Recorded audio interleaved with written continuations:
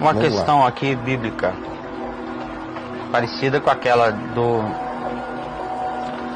do espíritos em prisão. Cai. Espero que já não esteja escrito lá, né? Respondido lá. Vamos ver? Em Lucas 23:43, Jesus disse para o ladrão: em verdade te digo que hoje estarás comigo no paraíso. Escreve aí, paraíso, Gabriel, paraíso. Os adventistas... Duvido que não esteja. Quando eu falar os adventistas, vai sacar a pergunta dele. Os adventistas dizem que quando o cara morre, dorme, ele dorme. Exato, sono na alma. Eles e os testemunhos de Jeová. E ficam esperando até o dia da ressurreição. O que você acha disso? Eu creio em Cristo e não nos adventistas. Os adventistas dizem que houve uma deturpação no texto. Eu sei toda essa história. Antes dele nascer, eu já tinha lido essas doutrinas todas. Sei. Entendeu? Ele pergunta o que você acha. Agora, teve uma deturpação naquele texto. Mas e aí, o que mais? Paulo, que diz a gente, olha aí, o que está achado? É longe do paraíso. 125. Quem vem primeiro, o homem ou o paraíso? Escreva aí, morte eterna, o que você quiser. Eu vou para o paraíso, o que você quiser. Mas olha só, olha aqui para mim.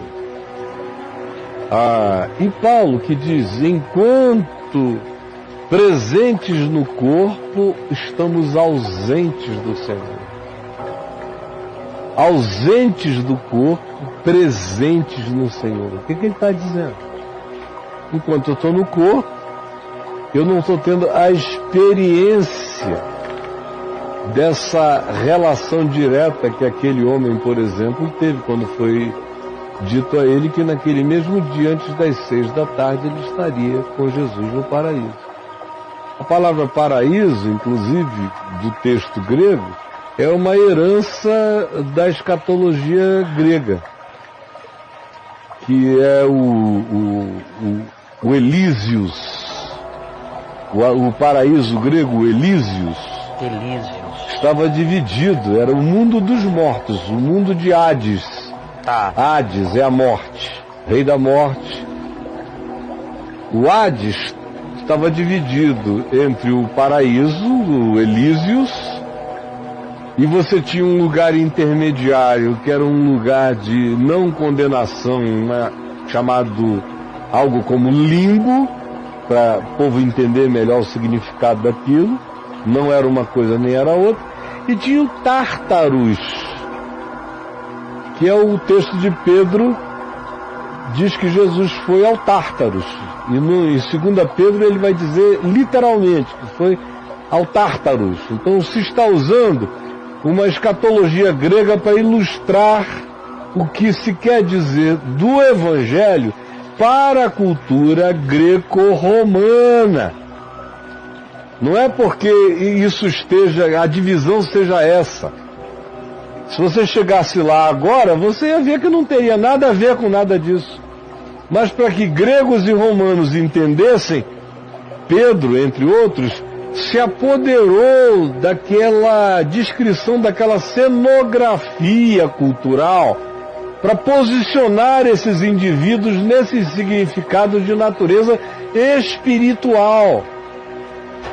Agora, presente com o Senhor significa estar ausente no corpo, morrer.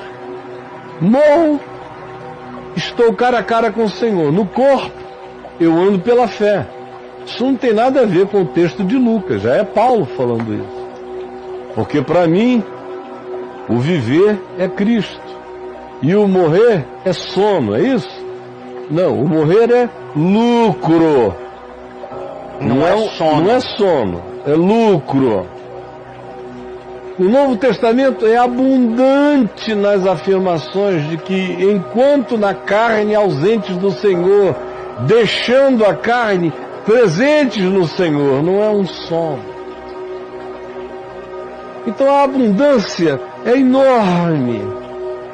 Agora, eu creio na simplicidade de Jesus quando ele disse na porta da tumba de Lázaro, aquele que crê em mim, ainda que morra no corpo, viverá. E todo aquele que vivendo no corpo crê em mim, jamais morrerá eternamente. Quando se fala, por exemplo, a expressão dormem, como em Tessalonicenses, Paulo fala algumas vezes, ou em 1 Coríntios, a razão porque há entre vós muitos fracos e doentes, não poucos os que dormem, é uma palavra para aludir à morte, não ao sono. Como a filha de Jairo, que Jesus disse, ela está apenas dormindo. Ela estava mortinha da Silva. Mas porque Jesus iria ressuscitá-la, Jesus sempre olhou para a morte como um sono, porque aquilo não era mais do que um sono para ele. Mas quem crê nele, ainda que morra na carne, viverá. E não é viver daqui a muitos e muitos e muitos milênios, sabe lá Deus quando. Deus não faz essa distinção, para ele tanto faz um dia como 1000 anos é como um dia. Isso aí é cronologia burra de gente para quem o espaço-tempo é uma linha reta e eles pensam em Deus como preso ao passado, presente, ao futuro. É uma coisa tão tosca, tão primitiva, de uma lógica tão antiga, que fica até difícil explicar. Meninos novos hoje em dia entendem isso com uma simplicidade enorme, porque o espaço-tempo passou a ser absolutamente relativo.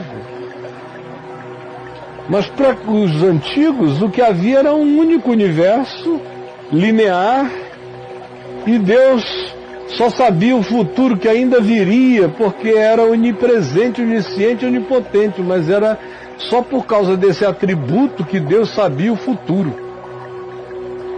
Nós sabemos, a partir de Jesus, e hoje em dia a partir dos achados físicos, quânticos, que passado, presente e futuro são a mesma coisa. Jesus já tinha dito que era. Então é apenas ainda uma pergunta remanescente do tempo das cavernas doutrinárias, entendeu? Quer que eu fale mais ou já deu para entender? Maravilhoso. O chat está aqui pedindo mais. Mas eu vai lá, Caio, mais meia hora pelo menos. Eu tô cansado de falar as mesmas coisas há 40 e tantos anos. Caião, saideira, hein? Quando a gente morrer, a gente vai para o paraíso direto ou a gente vai dormir e esperar a volta de Jesus para ressuscitar e ir morar na Nova Jerusalém? Bom, cara, você nunca leu ali, Lucas, os dois ladrões, ou malfeitores morrendo, um falando mal, se tu és o Cristo, salva-te a ti mesmo e a nós também, e aquele outro ali dizendo, tu nem ao menos temes a Deus, estamos sob igual sentença, nós na verdade com justiça porque estamos pagando o que os nossos atos merecem, mas esse Jesus aqui nem o mal fez, e acrescentou, Jesus, lembra-te de mim quando vieres no teu reino. Foi que Jesus respondeu para ele. Jesus disse, olha, no final dos tempos, daqui a milhares e milhares e milhares de anos, tu vais dormir no pó da terra, mas daqui a milhares de anos, tu ressuscitarás e então tu estarás comigo no paraíso. Não foi isso que Jesus disse? Não foi, não. Se foi isso que Jesus disse, diga amém, não me pergunte mais bobagem. Agora, se não foi isso que Jesus disse, pelo amor de Deus, ou creia em Jesus ou desista de vez.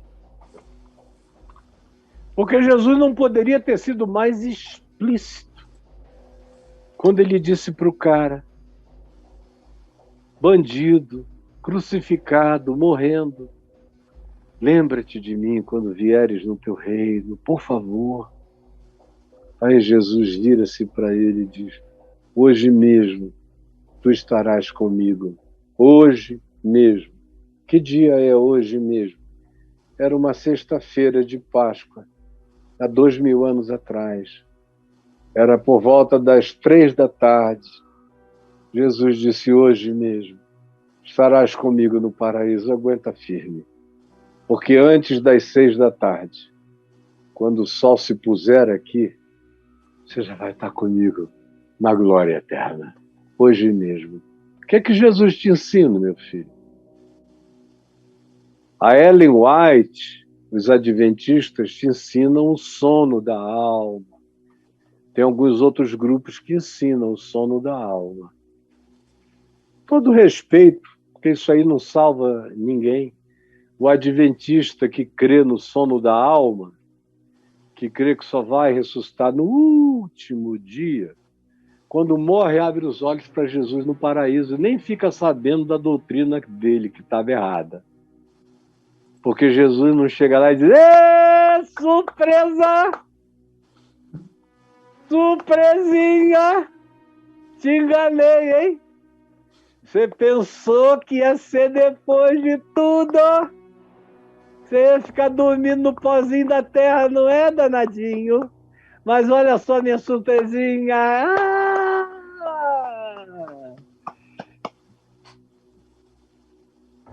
Você pensa que vai ser assim? Não, ele só vai te beijar, te abraçar e você nem vai lembrar que era idiota, ou que creu numa coisa errada, ou coisa nenhuma, porque Jesus não está esfregando doutrina e nem é acerca de doutrina que o paraíso is all about.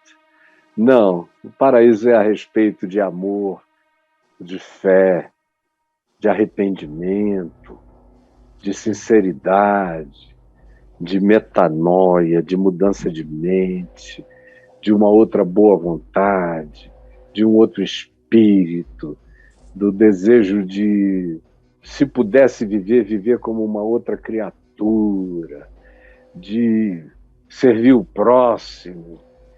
É isso, o paraíso é isso, é cheio de gente que decidiu, não importa se durante 30 anos ou se durante 30 segundos, fez a decisão absoluta de dizer: Deus, eu sou teu, me acolhe, lembra-te de mim.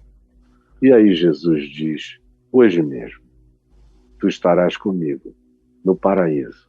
Você vai ficar com quem? Com a doutrina dessas religiões ou com a palavra simples, pura e genuína de Jesus? Me responda.